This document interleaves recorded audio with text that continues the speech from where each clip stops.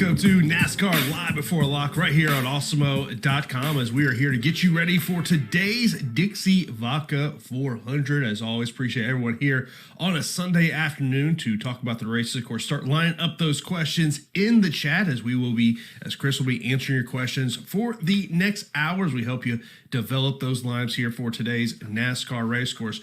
We are sponsored by Monkey Knife Fight. Their player prop-based contests are easy to play and don't require the time commitment that other DFS sites require in order to be competitive. With Monkey Knife Fight, you are in charge. Whether you want to play NBA, UFC, PGA, esports, or soccer, Monkey Knife Fight has it. To get started, head over to monkeyknifefight.com and choose which game you want to play, your contest type, and your buy-in. And even better, when you sign up with the promo code Awesemo, you'll get an instant first match deposit bonus of up to $50. Sign up today, monkeyknifefight.com. Chris, good Sunday afternoon to you. I know I was watching your stream a little bit earlier as you're getting ready for the race here. So I guess we got to start off with the news of this afternoon so far is of Alex Bowman going to back of the field. First off, thanks for having me, Jason. Looking forward to it. And yeah, talk about Bowman. I know we're going to get a lot of questions about that today because he is dropping to the rear. And that does not mean that DraftKings is going to change his scoring position. Like if he was going to be scored from 40th, yeah, he's an excellent play. He's going to keep his 13th starting position, which means he's going to start the race off with some negative points, but I would not be too alarmed. We have a competition caution lap 25. He should be fine. It'll take him a little bit to get up to the front, but I still think overall it's not going to change too much of my exposure whatsoever. Obviously, when we talk about the roster construction and just kind of based off the conversation that me and Phil had yesterday on the strategy show, I think it starts with, Kevin Harvick, Denny Hamwin, because I know one of the things when I was pairing them together and when I was building lineups, it does become a little tough because you're going to have to go down into that under 6K range to find somebody. Maybe it's like, a guy that was coming up a lot for me was Quinn Hoff. So what's kind of your general thoughts on how you've developed your rosters? So I was agreeing with Phil today because I saw him tweet out what he was playing around with his roster construction. I think we're right on par with each other. So typically we'd want around 2 dominator builds that might want to have tracks, but with all the place differential plays we have out there, still due to the lineup formula that we have, I still think we can get away with just one in some lineups. And the way I'm approaching it is in cash games, I would like either a Hamlin or a Harvick pair with a bunch of place differential guys for the rest of my lineup. And in tournaments, I'll have someone just in case when we see like a major dominator. So maybe I'll have like 2 dominators just in case. But if we have 1 dominator, I would not mind having some lineups with just a 1 dom guy with like a Hamlin or a Harvick. Because those are the guys most likely I think that are going to lock up those early dominator points because guys like Elliot, Truex, Larson, Kyle Busch, they're going to have to make their way through the field. So in tournaments, I like 2 dominator builds for the most part. And then in cash games, 1. Yeah, I heard you talking about that a little earlier in terms of your GPP versus cash. I mean, obviously when we're talking cash, I mean, is a guy like, Tyler Reddick kind of just a smash play for you? I think he's an auto lock playing cash games. I know there could be some risk where he's just going to run it really hard. Maybe he scrapes the wall because we know he's a great wall rider. But in cash games, he's going to be so high owned. It's probably not going to matter if he gets like -2 or 80 points today. I think you just got to put him in cash games and ride with it. In terms of dominators, not named Denny Hamwin, not named Kevin Harvick, who should people be looking at? So besides those 2 guys, I think they're the most obvious, but you can look at guys like Joey Logano, who I think is a nice leverage play off of Denny Hamwin. If you guys watched the race last year for the Dixie Vodka 400, I think that's what the name was for Homestead, Legano actually beat out Hamlin because this was the same front row. We had Hamlin on the pole and Logano starting second. Logano actually beat out Hamlin to start and led around 20-some laps until he had an issue on pit road. So Logano, he's a direct pivot off of Hamlin at a somewhat lower price point. Also guys like Bellainey, Larson, Chase Elliott, Martin Truex can all be thrown into the mix as well. And Kozlowski and Kyle Busch is more of a place differential guy, but he can be thrown in the dominator group as well. Now, when we talk about place differential, I mean, obviously the first name that's going to come up to everyone's conversation is going to be Tyler Reddick starting 35th. He's 8,500 on DK. Over on FanDuel, he is 9,200. You also look at some other, potential place differential. You got Matty D starting 37th. Austin Dillon was a name that came up yesterday on the strategy show. He's starting 22nd. William Byron starting 31st. And Kyle Busch starting 24th. Yep, I'm with all those guys. I think MDB is probably going to be the most popular of that group. But a couple of guys that you didn't mention, they're a little bit cheaper, but guys like Ross Chastain and Chase Briscoe, they're in that lower 7K range. I think they're going to be really popular today because it's going to be really hard to, roster Kevin Harvick, Denny Hamwin, and then throw in an MDB, a Byron, and a Reddick. That's just not going to be possible in our lineup. So I think a lot of people are going to drop down to that lower 7K range to get guys like Chastain and Briscoe starting in the 30s, and they should both be top 20 contenders. Of course, appreciate everyone who's in here on a Sunday afternoon watching our NASCAR Live Before Lock show. Of course, if you are not subscribed to the channel, hit that subscribe right there here on YouTube. Of course, hit that notification bell so you know when a new show is live here on the channel. And of course, be sure to give this video a thumbs up. That really does help us out a lot as well. But if you're not subscribed to the channel, be sure to subscribe to Awesemo right here on YouTube. Now we look at top end plays, and we just mentioned about Kyle Busch. He is the most expensive driver today, 11,800 on DK. Not the most expensive over on FanDuel. He's 12,200 on FanDuel. But starting 24th, there's obviously the place differential, but not those dominator points that you potentially be looking for. Yeah, I think Phil made the same point. Like from a projection point of view, Kyle Busch will grade out as a very strong play day. The problem is that price tag is massive, and his chances of leading laps today are not that high. Last year, Kyle Busch, I know everyone had like a, bad stink in their mouth or whatever, bad taste in their mouth rostering Kyle Busch last year because he just did not get up front, but he was getting really strong finishes. The thing is, the top 5 day from Kyle Busch, is that going to outscore a guy like someone Chase Elliott starting 11th, Kevin Harvick starting 4th, where they could lead 100 plus laps and score over 100 DraftKings points? So that's the problem I'm having with Kyle Busch. And he's actually one of my lower owned drivers today of the entire slate. Looking at some other top-end options here, you got Martin Truex Jr. starting 9th at 11,400. Chase Elliott starting 11th. He's 11,000. These are all DK prices, by the way. Kyle Larson starting 17th at 10,700. Ryan Blaney, your boy, starting 14th at 10,400. And then, of course, Kevin Harvick at 10,100. So I feel like I should mention Ryan Blaney as president of the Ryan Blaney fan club. I know the start for the season for Ryan Blaney has not been that great, but looking back at last year, Ryan Blaney was the king at 1.5 mile tracks. Now, I will say he had more speed at the low tire wear tracks, and Homestead is a high tire wear track. If you're looking for similar tracks, we're talking Darlington, Auto Club, and obviously we have Homestead as well. So the speed was a little bit lower, but still at some of the high tire wear tracks in Atlanta, I forgot to mention Atlanta and Auto Club were very good tracks for Ryan Blaney last year. So I know it hasn't been the greatest start to the season. I might sound a little bit biased here, but I don't mind being overweight on Ryan Blaney in tournaments today because I feel like Kevin Harvick, he's obviously going to get a ton of exposure. Then Kyle Larson, everyone loves using Kyle Larson at Homestead. He's priced right below him as well. So kind of sandwiched right in there, and I feel like he might go a little bit overlooked today. In terms of some middle range plays here, obviously, Eric Amarola is someone that came up yesterday in chat. He's starting 16th, 7,900, 7,800. And then if you kind of look down a little bit, a guy that I wanted to mention, this is more on the FanDuel side of thing. You don't like him in terms of place differential. And Michael Mcdowell, very different pricing between DK and FanDuel, 6,100 on DK, 4,500 over on FanDuel.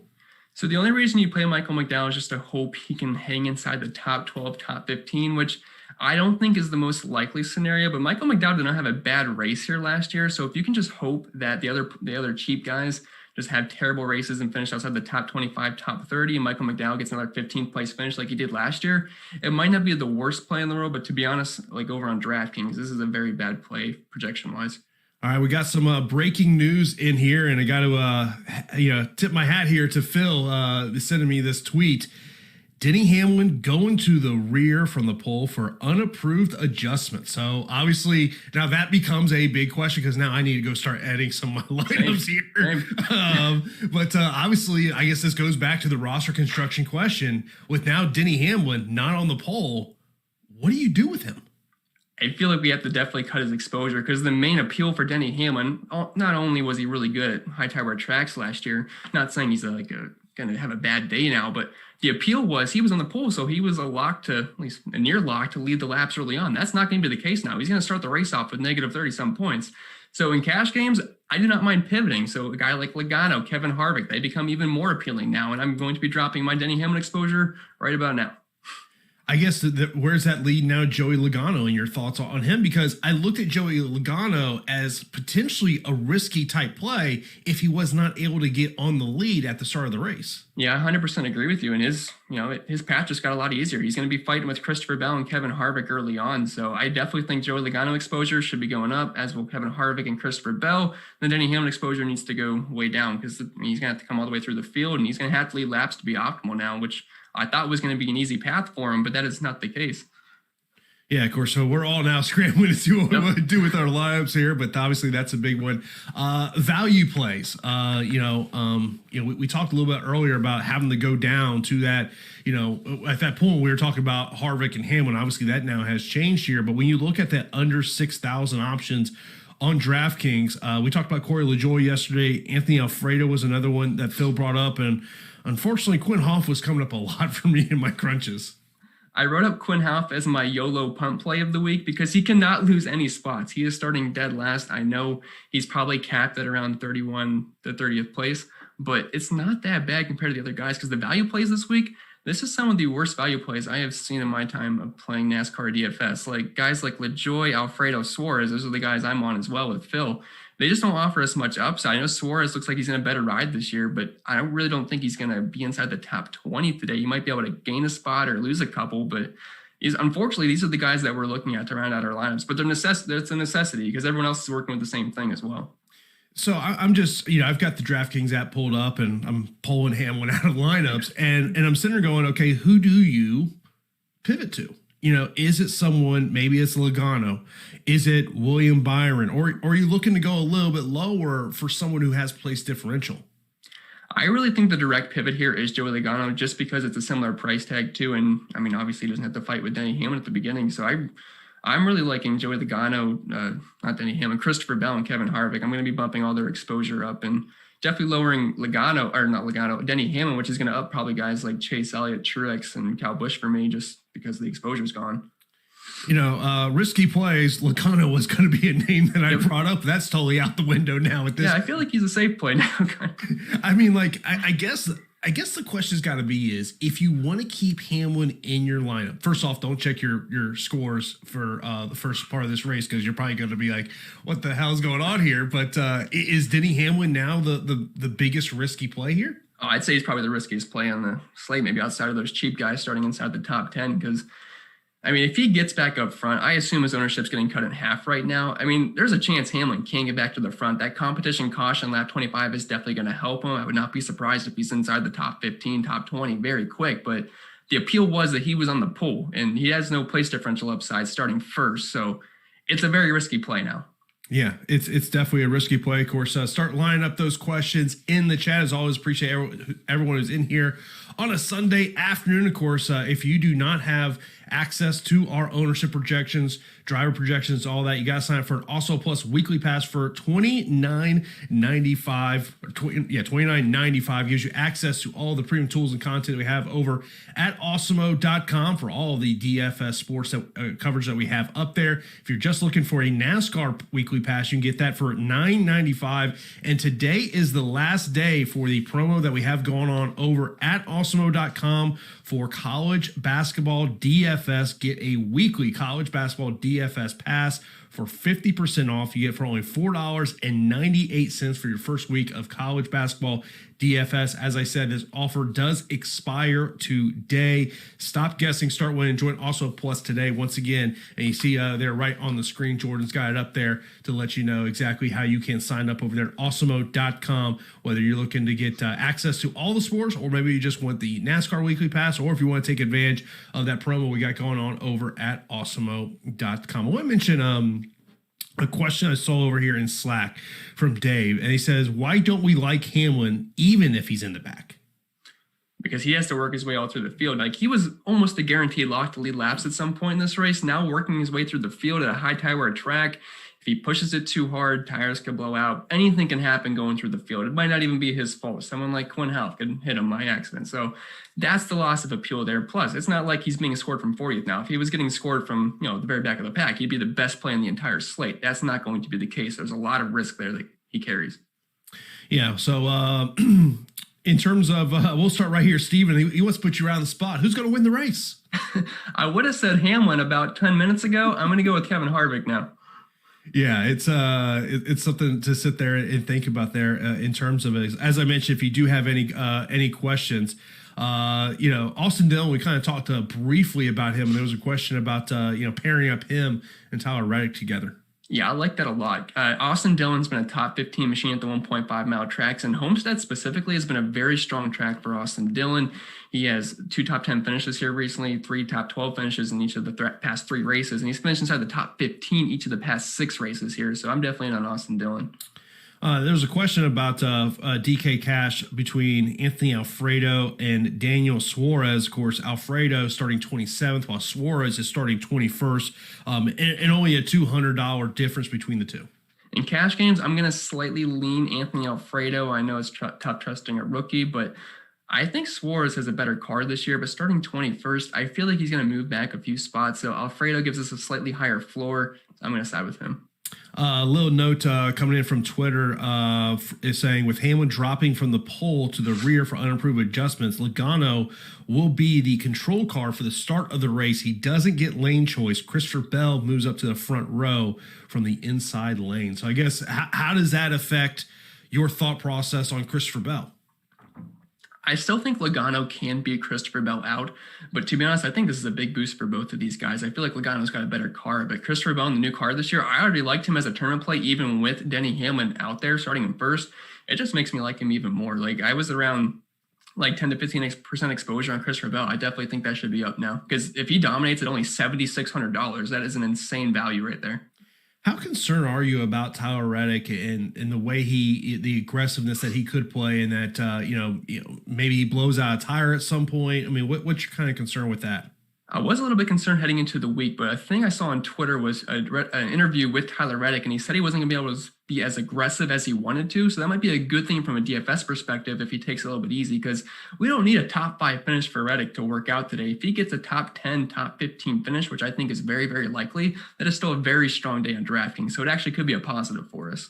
And for our premium members over at Awesemo.com, Alex has updated the projections and ownership following the news on Denny Hamwin, so you can check that out over there for our premium members at Awesemo.com. Let's see here. How about Ross Chastain? Seeing a question related to him.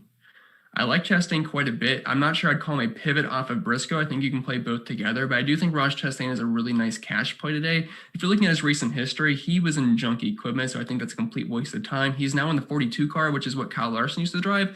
Not saying he's going to put up Kyle Larson numbers. I mean, Kyle Larson's a much more talented driver, in my opinion. I think everyone else's opinion, but I think he can compete for a top 20 today, which is just fine at his price point. Also know in FanDuel, he is way too cheap.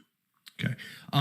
Do you think Bubba Wallace is a sneaky GPP play? I do think he's a sneaky GPP play. I'm not sure how sneaky he's going to be. I do think he's going to carry some ownership just because the value plays down low are so bad. I think people are going to look in that Jones, Bubba Wallace range just to try to find a guy that could gain a couple of spots or at least hold his position. And Bubba's one of those guys in new equipment where I think he could gain a couple of spots. And he did finish 13th here last year. Any interest in Timmy Hill as a punt play? Not unless you're building 150 lineups, maybe one. I heard you mention this point earlier today, and I thought it was a great point. You were talking about Quinn Hoff, and you're like, okay, yes, he's starting 38th, but what is the ceiling? How high can he get up there? And I think that's got to be the thought process with all of these drivers that are underneath that 5,000 range of like who has the highest ceiling to get you those points in terms of place differential. Yeah, it's definitely bad down there. Now, if you have to go into the 4K range like you were mentioning, I don't hate BJ McLeod. Track history here, he just have a running position of 35.4 and a finish of 34. It's not the best thing in the world, but he is starting the furthest back in that 4K range. So if you need an absolute pump play, I prefer McLeod over Timmy Hill. El Negro Loco checking in, looking for some thoughts on FanDuel. Of course, everyone knows in our Slack channel, he is the god when it comes to letting us know all the breaking news, whatever the sport may be. But as you look at your FanDuel roster construction, kind of what's your overall thoughts over there? I think it's going to be a similar construction. I will say some dominators are much differently priced over on DraftKings compared to FanDuel. Like on FanDuel, Kevin Harvick's very expensive. That's not really the case over on DraftKings, but for the most part, it's a similar strategy. I still like the same drivers, but I will say a really nice value play Ross Chastain, like I was mentioning earlier, he was in the low 6s, but on DraftKings, he's in the 7K range. So similar strategy, just a couple different on the pricing for dominators, really. Of course, if you do have any questions, you can hit those up in our premium Slack channel or right here on YouTube. Of course, be sure to hit that thumbs up button. That really does help us out a lot as well. Of course, if you are not subscribed to the channel, you got to hit subscribe so you know when shows are live here on the channel. Blaney or Harvick? I'd love to tell you Blaney, but I am going to go with Harvick there. I mean, is it? I guess the question in that is, like, everyone loves Kevin Harvick today. I think if that's a single entry or a bullet type play, okay, I get that. But I also sit there and go, let's say you're playing in a 3 max. You know, maybe you fade Harvick in one of those just in case, you know, he doesn't perform the way that we're thinking he will. Yeah, I'm totally down for that because like I was mentioning earlier, Ryan Blaney was an absolute rock star at these 1.5s. And last year at Homestead, he does not have a great history at Homestead, but he had a really good race here last year. He was one of the best cars in the field, had a top 3 finish, was a lap leader. I think he led 70 laps in that race. So, yeah, I'm definitely on Ryan Blaney. Starting 14th, there's some nice PD upside there as well. How much salary are you looking to leave on the table today? Not much. Like we were talking last week, the pricing was pretty strong. It's not like Daytona, we're going to leave a bunch of salary on the table. If you're leaving like 1,000 or so in some lineups, I think that's fine. But for the most part, we should be looking to maximize salary for the most part. Yeah, I mean, I think yesterday when I did my crunch, I think the lowest one was like 49, but but it was pretty much everything was 43, 44 and above. I mean, it was, and I think as I was just kind of, changing some of my lineups, I think I was leaving about $1,000 left on the table. Yeah, and this is the first race we're really looking at dominators because for the most part, we're looking at place differential, and those dominators are pretty expensive. So you're definitely want to spend up for those guys. Yeah, I mean, Josh had asked about, pivoting from, to Logano from Hamlin and DK Cash. I'm fine with that because Logano's got a very good chance of leading laps early on. So I'm definitely down if you want to play Logano. But I feel like maybe the better strategy would just to maybe go to Kevin Harvick because if we're not totally confident in Logano and Christopher Bell, Kevin Harvick should be able to get up front very quick. How's Cole Custer now that with Hamlin going to the back? I'm not sure that's going to change anything for Cole Custer. He's more of a value play. Starting 10th, he is a risky play, but he's one of those guys that's cheap that could hold his position because he is in good equipment in Stewart Haas. So I actually don't hate Cole Custer as a pivot off of some of those chalkier 6K, 5K guys. DraftKings GPP single entry question coming here from Slack from Mr. Moneybags. Chastain, Briscoe, or Bell? If it's a GPP, I think Bell has some dominator upside. So if you're looking risky, like if the rest of your lineup is pretty chalky and safe, I don't hate Bell because he could very easily lead laps on in this race, which would be a massive value play, and his ceiling would be much higher than his place differential plays. But if you're looking for a safe floor, I would like Briscoe. I'll team up these two questions that came right back into each other. Jacob wanted some thoughts on Chase Briscoe, where David was asking about Chastain or Briscoe in cash. I actually like pairing both of those guys in cash games because I feel like they're a bit underpriced. Because for the most part, these place differential guys, they're pretty expensive. Like Byron, MDB, Reddick, they're all nearly $8,000-$9,000. So I like playing both. I think Briscoe has more upside than Chastain. You look good here in the Xfinity Series. But yeah, I like both quite a bit today. What's your thoughts on Chase Elliott today? I think he's going to be decently low now. I think his exposure just got upped a little bit because Denny Hamwin's going to be out. So I think all these other dominators' exposure is going to go up. But Chase Elliott was the fastest car at the high tire tracks last year. He was good at Homestead, could have won the race. So yeah, I like Chase Elliott just to get a little bit different up top. This comes in. This is a DraftKings cash question asking about your thoughts about Austin Dillon and Eric Jones. I like both quite a bit. I feel like they might be both better suited for tournaments because of where they're starting, but I like both guys quite a bit. Eric Jones is getting a downgrade this year in Richard Petty Motorsports in the 43 car, but Bubba Wallace was able to finish 13th here last year, and I do think Eric Jones is a better driver than Bubba, so there might be some sneaky top 12 potential here if he happens to have a really, really strong race. So yeah, I like both guys quite a bit, especially Austin Dillon because he's been a top 15 machine. Can you play all three Penske guys together? Blaney, Legano, MDB. Yeah, pricing allows you to do that. I think that's fine. I do like all three drivers quite a bit. Yeah. Christopher Bell or Eric Almirola for a DraftKings GPP?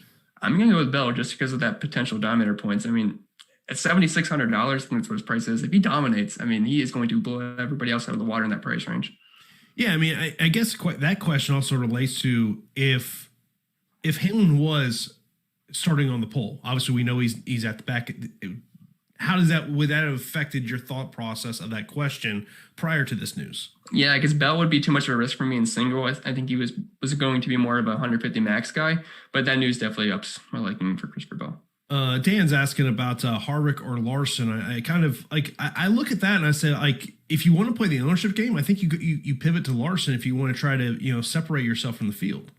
Yeah, the thing is, if you want an early dominator, you'd go with Kevin Harvick. If you already have like a guy like Logano, you could use Kyle Larson as a guy that could dominate the second portion of this race. Because starting in 17th, he's not going to be able to get up there right from the start of the race. But Kyle Larson, we all know, is excellent at homestead. He's got the most laps led, fast laps, most DraftKings points per race. So I like both. But if you want an early dominator, Kevin Harvick, I think, is the more likely guy. Alfredo or Lejoy? I like Alfredo just because he's starting 2 spots further back. But to be honest, I hate all the value plays, but we do have to play him. I guess, and Tyler asked this question, says, can Harvick and Bell be considered your dominators today? I think when you're trying to build that 2 dominator build for GPPs, how does that kind of your thought process in terms of that? It's definitely possible. The thing is, if we're playing Bell, we're probably got to hope that Kevin Harvick stays away for a while. So it might kind of contradict itself because they are starting right super close to each other. But I don't hate that because if Bell leads the first 25 and maybe he keeps the lead after, pit stops at the competition caution and Kevin Harvick leads in stage 2, it's definitely a strategy. I just feel like it almost kind of contradicts itself a little bit. Any interest in Ricky Stenhouse Jr.? Not too much. I know he's cheap, and those cheap guys are just really not the greatest plays in the world today. So out of necessity, I do have around 5 to 10% exposure to him, but it's nothing that I would feel too confident about recommending. What about Ryan Preece? He's starting way too high for me. I know he's had a good start to the season, but I think he's a lock to lose a lot of spots today. Best DraftKings GPP play 7,200 and under.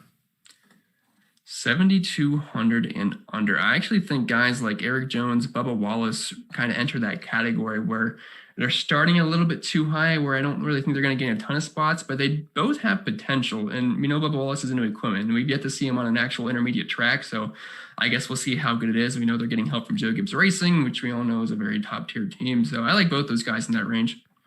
In terms of another one there, Ryan Newman starting 23rd. What do you think his ceiling is in terms of place differential? So Ryan Newman, I always call him one of the more boring plays you can ever roster in NASCAR Dfs because he always seems to be stuck in that 15th to 20th, 20th to 25th place range. And last year he was kind of stuck, like average running position of 23 at these types of tracks. So I feel like he can finish right around where he starts, but there is slight top 20 potential. And with how bad these value plays are, it actually looks kind of appealing starting in 23rd. So I don't hate Ryan Newman today. Alan would like to know, who do you think scores more DraftKings points, Bell or Logano? Logano. I guess the question with that is, if Bell gets the lead the first lap, would that concern you with Logano as a dominator? It would. I still think Logano's got the stronger car overall and more experience. So I feel like Christopher Bell might get, start to push it too hard and make mistakes. Overall, I'd still take Joey Logano, but I definitely think it's going to be closer than I thought like 30 minutes ago. What's your thoughts on Brad Kozlowski? I know I don't even think we talked much about him yesterday on the strategy show. I don't like him. His history at Homestead, he hasn't really been much of a dominator. He's always a sneaky guy, though. Like, whenever the race is going on, I always wish I had more Brad Kozlowski, but he typically does not make optimal lineups, and I really don't see him leading too many laps today, if any. Mo has got a DK cash question. Harvick and Dillon or Legano and Bowman? I like Harvick and Dillon there. Would that just be more about the Bowman aspect? Yeah, I think so. Because I think Harvick and Logano can both be dominators, but I feel like Dillon is in a bit of a safer spot starting back in 22nd. This is a FanDuel cash question. Kozlowski or William Byron? I'll go William Byron there. I would it's got to be because of place differential, right? Yeah, because I really don't think Kozlowski, he could be a top 5 guy, but I feel like William Byron's got a little bit of a higher ceiling there. Is Bell an okay pivot from Harvick on a DraftKings single entry? He mentions Sam says he does have Truex. Well, that's a big price difference, so I assume you're going to be making some other pivots, maybe get another dominator in there. But I mean, if you want to move off of Harvick to Bell and then maybe get another more expensive price driver that has more place differential, I think that could be a decent way to go. Yeah, I mean, like, as I'm, kind of just looking at my lines, I mean, my initial thought is like, I still got to have a little bit of Denny Hamwin just because, I mean, what happens if he just rolls through the field and all of a sudden, 15, 20 minutes into this race, he's right at the top of the field again? Yeah, I'm actually doing that right now. I'm thinking anywhere from maybe 5 to 15 exposure might be fine. It's just by the time he gets up there, I feel like another dominator can easily be a better play today. So that's the issue I'm having, trying to decide exactly where to go. Yeah, I guess the question becomes is like, you had an idea of what your ceiling was for Hamlin heading into today, but now what's the ceiling? It's all going to matter if he can get lucky on pit strategy. I feel like for him to get back out front, it's going to have to be due to some kind of pit strategy. So we might have to be a little bit lucky, but I definitely think dropping your exposure on Hamlin's the way to go because, I mean, the floor and ceiling just kind of got zapped. Kyle, I'd like to know your thoughts on Briscoe. I think he's one of the best place differential plays in the slate. One guy I'm kind of looking to lock in cash games. Now, in tournaments, you can differentiate to get guys like Jones, Bubba Wallace, and guys like that. Eric Ummerlin, similar price range, Christopher Bell. But I do think he's kind of more of a cash game lock today. What is the lowest we can go after 6,000? I would say Quinn Houff, the guy I was talking about earlier, starting dead last. He can't hurt you too much. Now, he can still hurt you finishing like 37, 36, but it's not the worst thing in the world. Here's a question from Scott, who's a new NASCAR DFS player. It mentions that this is the first time he's playing cash on DraftKings. Should I favor all place differential or try to get a dominator or two? You should get one or two dominators because if this was the past two races, all place differential probably would have been fine. But since this is a race that has nearly 300 laps, you're going to need a dominator in your lineup because if you don't have a dominator, I mean, you're going to pretty much be toast. In terms of the next question we have here, can you run Hamlin and Logano together in a single entry on DraftKings? I felt like that was going to definitely be a question that got brought up before today's news, but obviously that kind of changes that there. Yeah, if that was earlier today, I think you could do it. I wouldn't have loved it, and now I really don't like it because again, Hamlin's going to the bag. I don't think you can play him in a single, to be honest. Yeah. Manny's like, is Kurt Busch in play? We talked about the price aspect of that, but because obviously he's the most expensive driver on DraftKings. Kurt or Kyle Busch? Kurt. I said Kyle. But Kurt. This is Kurt Busch question. The thing about Kurt Busch, he's pretty consistent at the 1.5 mile tracks, but the thing is, he is starting fifth. He's going to have to hang inside the top five today, which he can do.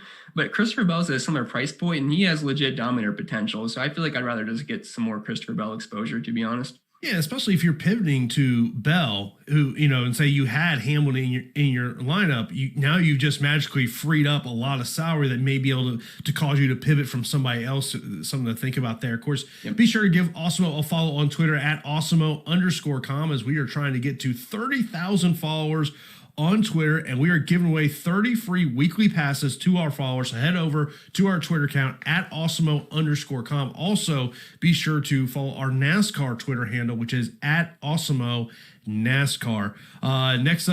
Next question that I'll get to here. Harvick or Bellainey last spot in cash? I'll go Harvick there in cash because I feel like he's more likely to lead laps today. What is Amarola's ceiling? Last year he had a very strong run here. He does have a top five at Homestead. Last season he actually did finish in the top five, finished right in fifth place. I think Almirola, I guess I could say the ceiling is fifth place, but I do think he could be a top 10 contender. And he should be sneaky today because he's right beside Austin Dillon, Christopher Bell, who I imagine just got a bunch of ownership bump there, Chastain, Briscoe, also Bowman, Reddick, MDB. So I think Almirola's going to be pretty sneaky today with top 10 upside. Next up, D-Roll asks are you okay with two dominators, two good place differential guys, and two scrubs for this race? That's fine with me in tournaments and cash games. Or single on GPP, I don't want to get two absolute scrubs, but in tournaments, that's totally fine because you're going to need those dominators in tournaments to take it down. Mike would like to know if it's okay to play Bell, Harvick, and Logano together. Because of the price tag, I could say it works. Those guys could all finish inside the top five. Now, is it probably the most likely strategy of a winning lineup? Maybe not, but just due to the price tags and, if they just happen to stay in the top five and all lead laps and get fast laps, it can certainly work. I'm a little surprised that we've not gotten more Tyler Reddick questions. Coming to the show, I thought that would be like a very popular question we got today just because of the place differential. I'm thinking people just think he's such a good play. Maybe they just don't want to bother us with the question, maybe. But I mean, there is like, I mean, yes, you look at the great value that is there for him in terms of place differential, but there is also, you do have to concern. I mean, you mentioned about the interview that he did, that he mentioned about not being as aggressive, which is a great thing that we want to hear. But, you know, I think, and Phil brought this point up yesterday of like, you're fearing that all of a sudden he doesn't blow out a tire.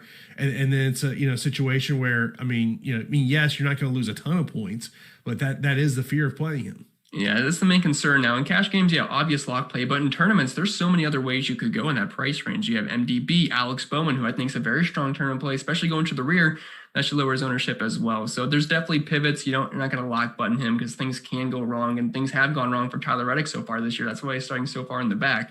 So definitely not an absolute lock play, but I mean, overall, projection-wise, excellent play. Any sneaky chance Kurt Busch stays in the top 10 or a sneaky Brad?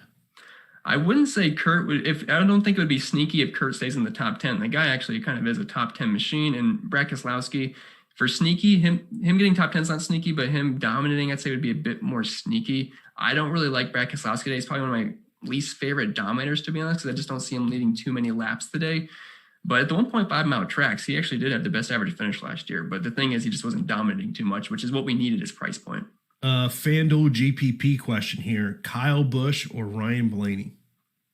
I'll go Ryan Blaney there. Bias, I know.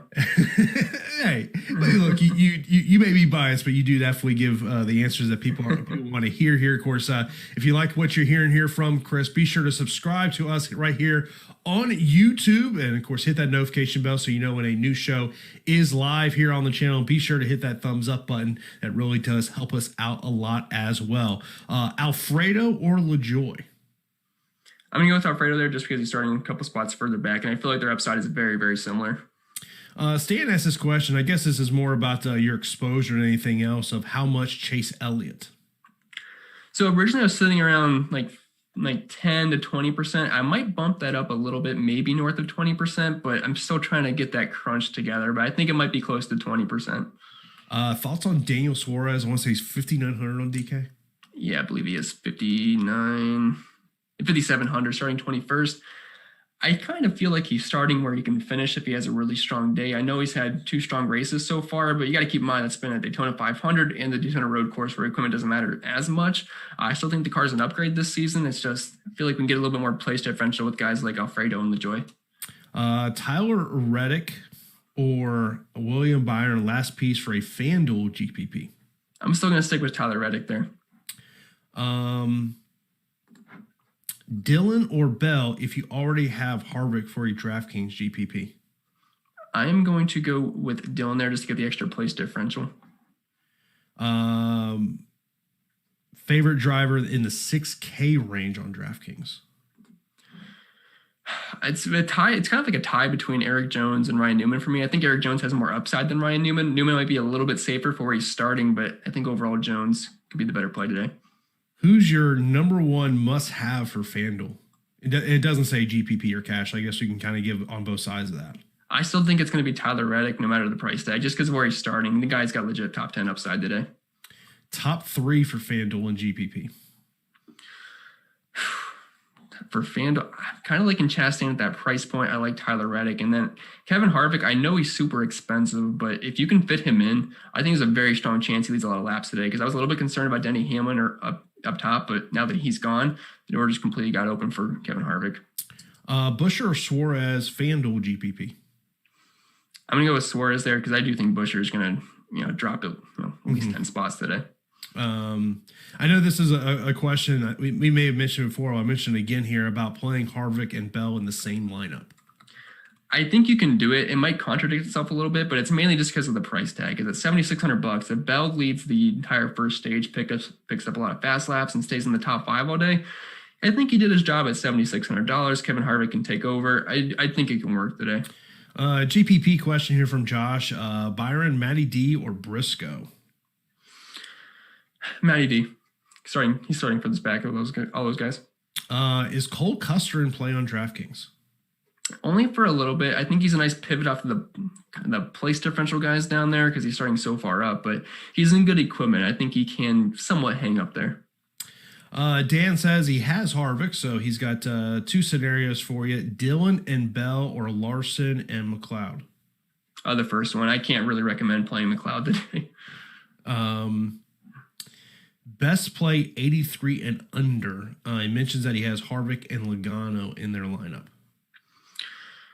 83 and under. I do like Alex Bowman a lot. Now, that did kind of dip a little bit because of the news that he's going to the rear, but Austin Dillon, Ross Chastain, Chase Briscoe, they all pop for me. Projection-wise, Chase Briscoe is probably the safest play there. Byron or MDB? MDB, just the few spots further back is what gives me. Reddick or Kozlowski? Kind of sounds weird to say Reddick, but over Kozlowski, but I'm going to side with Reddick over Kozlowski there. Yeah, I mean, it's just going to be a place differential thing, right? Oh, yeah, for sure. Larson and Legano, or Harvick and Byron for cash on DK. Once again, it's Larson and Legano or Harvick and Byron. I like the second option there because I do think Kevin Harvick can be the best overall dominator today. How would you rank the top 5 fastest cars here, and does that matter in this race? Well, if we're looking at 2020 speeds, because that's really the only thing we can use because we don't have any 2021 data at these tracks. But last year at the high tire wear tracks, Chase Elliott, Denny Hamwin, Martin Truex Jr., Kevin Harvick, Alex Bowman, those were your fastest cars at the high tire wear tracks.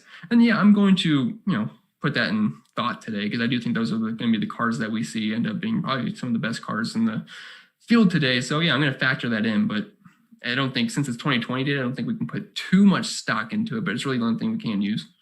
Next question from Tyler. He says, why would I not want to play William Byron? The only reason you might not want to is because of the price tag compared to MDB and Reddick right below him, but I do think he's a very strong play. A question about Alex Bowman going to the back in terms of his place differential. I think you kind of touched on it a little bit earlier, but obviously it has an impact. I don't think it's going to change too much for him. Yes, it hurts him early on, but Alex Bowman's in such a good car that he should be able to get into the top 20 very, very soon. Plus the competition caution where everyone's going to pit, it's going to change some things up, and he's definitely going to gain some spots there. So I'm not too concerned about Alex Bowman going to the rear. It does hurt a little bit, but I still think it'll be fine. Reddick or Kurt Busch? I'll try the Reddick there.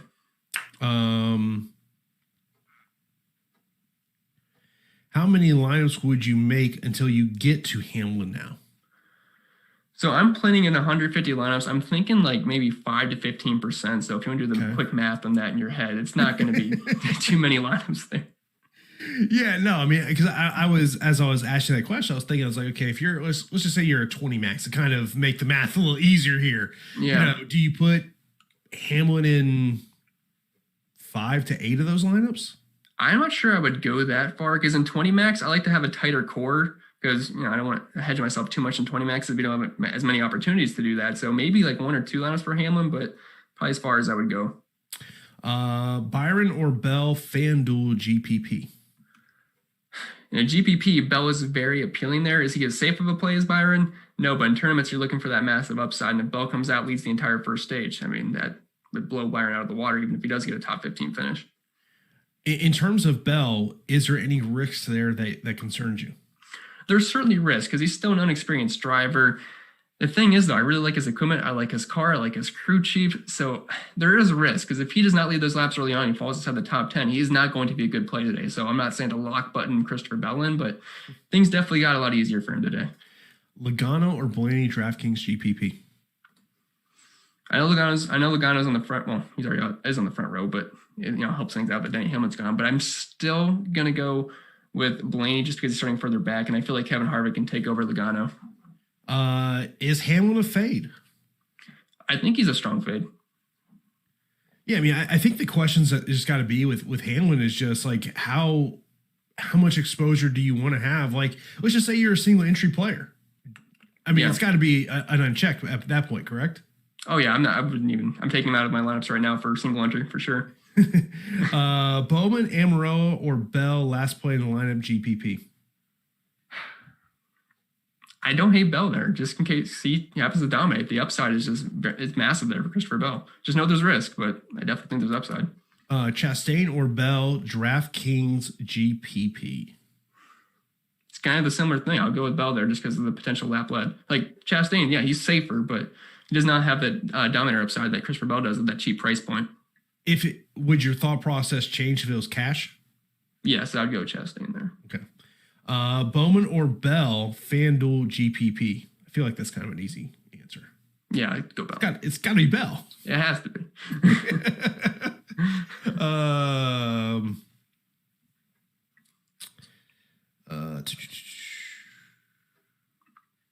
Who wins stage 2? I guess Kevin Harvick, maybe, assuming he gets the lead at that point. Yeah.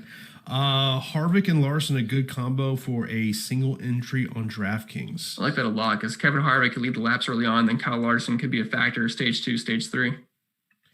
In terms of, is there a driver that you're getting your crunches now that you're kind of surprised how much they're coming up for you? So someone I'm getting more is obviously going to be Christopher Bell. I bumped him up quite a bit. Like I was sitting at around 10% Christopher Bell. That's definitely gone up quite a bit. I'm also noticing that all the other dominators are creeping up now because they were a little bit lower because I was so heavy on Hamlin, Harvick. Harvick's coming up, and then guys like Larson, Bellainey, they're all shooting up as well. I mean, like I'm just kind of, going through some of my lineups here, and one lineup I just pulled up, has Matty D at 8,800 on DK. I mean, obviously, he's starting 37th, so I mean, it's such a great play. But like when you're looking in that 8,000 and 9,000 range, where does kind of Matty D fit in terms of what his ceiling is? So his ceiling is going to be capped around 55, 60 DraftKings points. Because can he be a top 10, top 15 guy? Yes, but he's not going to lead laps today. And guys in this price range, similar price range, can lead laps today. So their floors aren't as high, but their ceilings are much higher. So that's why I'm not going to be like super heavy on MDB because I want dominators as well. Is Mcdowell a no play? I'm not going to have any Mcdowell today. Someone just asked about the weather. Usually I try to look at that. According to what pops up right in the Google chat, though, does not look like rain is in the future at all. Thank goodness.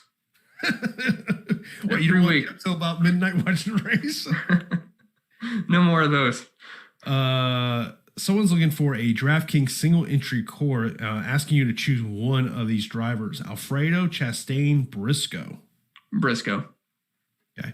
Of course, we are about just under 15 minutes before we hit lock here. Of course, I do want to mention that if you ever do miss any of our strategy shows, you can check them out as part of the Awesemo podcast network. Just go to awesemo.com/podcast to find the podcast that you are looking for. If you're just looking for one particular podcast, or if you want to subscribe to the main feed, you can do that right there over at awesemo.com/podcast. Be sure to leave a 5-star rating on the podcast and for a chance to win a free month of Awesemo Plus Platinum. Good luck. And today is a great day of reason why you want to have Awesemo Plus. Checking those ownership projections I mentioned a little earlier. Alex has updated everything on the site for our premium members, so be sure to check that out as you are developing your lineups. As we're both sitting here, on the show, developing our lineups, making those changes that we need to make. Because I was definitely overexposed on Denny Hamwin. Oh yeah, I had to make some changes here on the fly. And someone in our Slack says, Miami native here, weather is a hot 80 degrees, partly cloudy. I would say no chance of rain. Yeah, I'm in Tampa. Yeah, that's pretty much what it is. You just know here in Florida, that's kind of the way it is. Because I will tell you, it feels like we are already in summer weather. It's only February here. Next up, Tyler would like to know, how is Cole Custer on this track type? So last year, looking at Cole Custer at this track type, it wasn't anything overly impressive. I can pull up the exact numbers here for Custer. So last season, average finish of 20.2, average finish of 18.9, average running position of 20.2. That's the problem with him for where he's starting, because I feel like he's definitely going to lose spots here. The thing is, as cheap as he is and how bad the value plays are, the off chance he finishes inside the top 12 does make him appealing as a pivot off of some of those other guys. Austin Dillon or Bowman, does not say which site. I'm going to go with Austin Dillon there just because I feel like it's a bit safer since he is not going to the rear today. Jay would like to know your thoughts on Michael McDowell. Michael McDowell is not someone I'm playing today. I like Michael McDowell usually because he's usually cheaper and starting in the back. That's not the case today. So I really cannot, before playing Michael McDowell today where he's starting. Bell or Dillon? Bell's got a little bit more upside there, so I'll go with Bell. The person says Ari has Harvick. This is a DraftKings cash question. William Byron and Alfredo, or Dillon and Bell? I like that second one a little bit better. Yeah, that's what I was thinking there as well. Stenhouse Jr. on DraftKings. I was just looking at my crunch for Stenhouse. It looks like he is showing up around like 3 to 5%. So I'm not really too on Stenhouse today. I feel like we've pretty much mentioned most of the drivers. I'm just trying to look at maybe. I know you mentioned this earlier in the show how much you do like Eric Jones today, and as I recall, you said in cash. I like Eric Jones more of just a driver. Today, I'm not really sure I love him in DraftKings as much. I think he's a talented driver. Now, it sucks that he's gotten the equipment downgrade. I think he's a fringe cash play because I do think he's much better than a lot of those dumpster diving options. He might be better suited for tournaments, but I still think you can play him in cash as a last piece fit. I'm not sure I love it. Kayla asked this question. He says Harvick over Bellainey. I guess the question I would preface that to would be is why would you take Bellainey over Harvick? You're taking Bellainey over Harvick if you're assuming Logano, Christopher Bell, or someone else up top can lead all the laps early on. Because if Harvick doesn't lead laps at $10,100, I mean, that's pretty much a waste of a play. Gavin says, is a top 5 for Amarola enough to make the optimal? I think there's a very strong chance of being enough, as long as the other place differential guys around him don't absolutely go off as well. A question about if you're going dumpster diving and developing your lineups here. So you know where this one's probably going. Oh, yeah. Winhoff or Bilicki? Unfortunately, it's going to be Quinn Alf. Yeah, I mean, I guess the question just really is can he finish above 30? I'm not sure he can finish above 30, but I feel like he can finish like 30 to 32, which I believe last year at these track types, his average finish was around 32nd place, which is, again, is not that bad considering his price tag and all that. Of course, if you do have any questions, be sure to hit those up in our Slack channel. Also here on YouTube. Eric says, do you like Bubba and GPPs on DraftKings? I do have a little bit of Bubba exposure just because of where he's priced at. I guess this is more asking just kind of your thoughts on his single entry lineup: Bell, Briscoe, MDB, Dillon, Harvick, and Reddick. I think that's good. You got a nice mix of some pivots there and some chalk plays, which I think is pretty good in single. Yeah, I mean, I guess the question got to be in single entry of, how highly owned Tyler Reddick's going to be. I think that's going to be part of your thought process. I think in single, you could approach 70% today, depending on the contest size.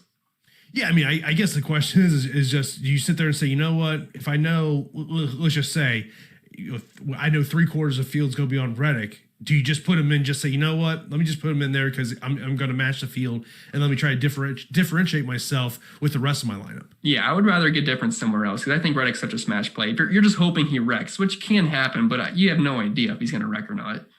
I feel like this is a pretty easy answer for you on, just because of what the current situation with Bowman, but Bowman or Bellainey? Oh, Bellainey, especially if price doesn't matter, because that's about a $2,000 difference in DraftKings. Alfredo or Suarez, DraftKings GPP? I like Alfredo just a little bit more. Yeah, I mean, I think when you're looking at it, and sometimes we joke about it of, if you're down in this, under 6K range of, do you put one of those drivers in or do you just start over with your construction? Yeah. I think the last couple of weeks we were saying just start over, but today it's almost a necessity. So I think that's totally fine today. DraftKings single entry: Chastain, Alfredo, Briscoe, or Sanchez. Or no, excuse me, Chastain, Alfredo, or Briscoe and Sanchez. You mean Suarez? Suarez, yes, yeah. Okay, I'm trying to think who I'm forgetting I'm making up drivers apparently over here. I'm going to go with the Briscoe one. Okay. Is it okay to play Harvick and Legano in the same lineup or is there too much negative correlated? It can work out. I'm looking at some of my crunches, and I do have them popping up in a couple lineups together. I'm not saying it's my most favorite thing in the world, but I don't think it's the worst either.